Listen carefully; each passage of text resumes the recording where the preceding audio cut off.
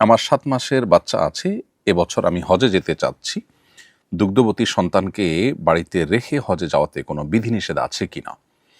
প্রিয় বোন, শরিয়াত দৃষ্টিকোণ থেকে এ ব্যাপারে কোনো বিধিনিষেধ নাই। অর্থাৎ বাচ্চার জন্য যদি লালন পালনের কোনো ব্যবস্থা থাকে, তার জন্য খুব বেশি কষ্টের বা তার জীবন রিস্কের মতো কোনো ইস্যু যদি না থাকে, তাহলে সেক্ষেত্রে আপনি তাকে রেখে তার সুন্দর বন্দোবস্ত করে আপনি যেতে পারেন। ধরুন কোনো দুধ মা পাওয়া গেল, যিনি তাকে দুধ পান করাবেন, অথবা বুকের দুধে সে বড় হয় না, অন্য বাহিরের দুধে সে বড় হয়ে থাকে বা তাকে লালন পালন করতে হয়। অর্থাৎ এক কথায় আপনার হজ যাত্রা তার জীবনের জন্য হুমকির কোনো বিষয় হয়ে দাঁড়াবে না। এরকম যদি হয় তাহলে সেক্ষেত্রে বিকল্প ব্যবস্থা থাকলে আপনি মৌলিকভাবে হজে যেতে শরিয়াত দৃষ্টিকোণ থেকে কোনো অসুবিধা নেই। মানবিক দিকটা আমাদেরকে বিবেচনায় আনতে হবে।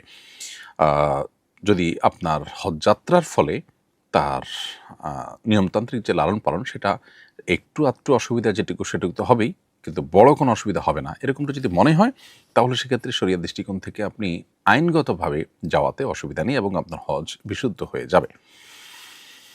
এরপরে প্রশ্ন হলো, আমি কাজী অফিসে গিয়ে ডিভোর্স লেটার লেখার জন্য বলি, তৈরির জন্য বলি। কোনো সংখ্যা উল্লেখ করিনি, তবে মনে মনে ১ তালাকের ইচ্ছা ছিল। কিন্তু কাজী ৩ তালাকের কাগজ তৈরি করেছেন। এতে কয় তালাক পতিত হয়েছে?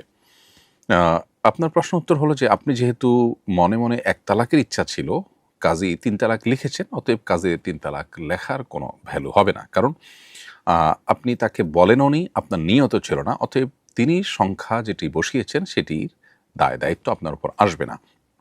যদিও এক্ষেত্রে অনেক ওলামা ইকরামের মতে আ এখানে তালাকই হবে না মূলত। কারণ আপনি তালাকের নিয়ত ছিলেন আর কাজীকে তালাকের কাগজ তৈরি করতে বলেছেন। তৈরি করবেন, তৈরি করার পর সেখানে আপনি স্বাক্ষর করবেন, তারপর তালাক হবে। এটা ইমাম আবু রহমতুল্লাহর মত যে তালাকই হবে না। তবে সাহাবায়ানের মত অর্থাৎ মুহাম্মদ এবং আবু ইউসুফ রাহিমাহুল্লাহ সহ অন্যান্য ইমামদের মতে তালাক পতিত হবে, যেহেতু আপনার ইচ্ছা ছিল এবং আপনি তালাকের ব্যবস্থা গ্রহণ করতে নির্দেশও দিয়েছেন এবং নিয়ত ১ তালাক ছিল, অতএব ১ তালাকই পতিত হবে। ৩ তালাক কোনো অবস্থাতেই পতিত হবে না।